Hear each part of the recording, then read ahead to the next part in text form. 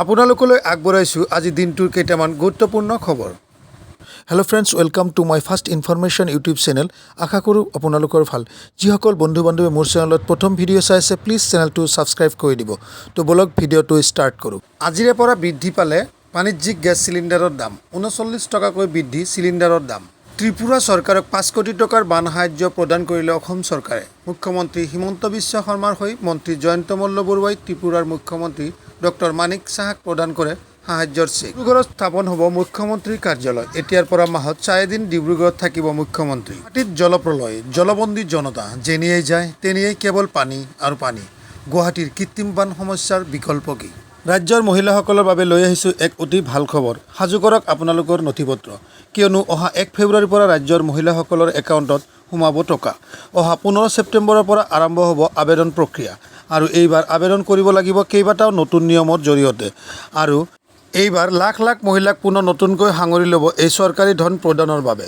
সাজু হৈছে এতিয়া ৰাজ্য চৰকাৰ পুনৰ ৰাজ্যৰ মহিলাসকলক ভাল খবৰ দিবলৈ। ৰাজ্যৰ মহিলাসকলৰ বাবে এয়া নিশ্চিতভাৱে এক ভাল খবৰ। সাজু কৰক আপোনালোকৰ প্ৰয়োজনীয় নথিপত্ৰ, ৰেচন কাৰ্ড, আধাৰ কাৰ্ড, ভোটাৰ কাৰ্ড।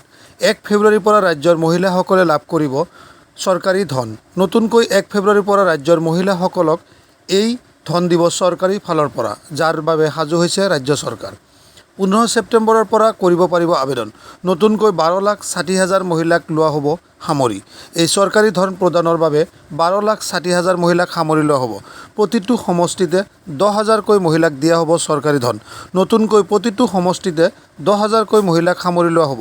অৰুণোদয় আঁচনিক লৈ হিমন্ত বিশ্ব শৰ্মা চৰকাৰৰ ডাঙৰ সিদ্ধান্ত।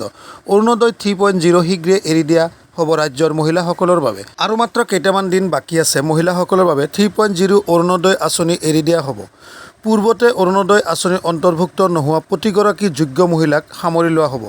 কি কি নথিপত্ৰ লাগিব আবেদনৰ বাবে? ৰেচন কাৰ্ড থকা পৰিয়ালেহে লাভ কৰিব অৰুণোদয় আঁচনি। অৰ্থাৎ আবেদন কৰিবলৈ হাতত থাকিব লাগিব ৰেচন কাৰ্ড। ৰেচন কাৰ্ডৰ লগত আধাৰ লিংক থাকিব লাগিব। আধাৰ কাৰ্ড বাধ্যতামূলক।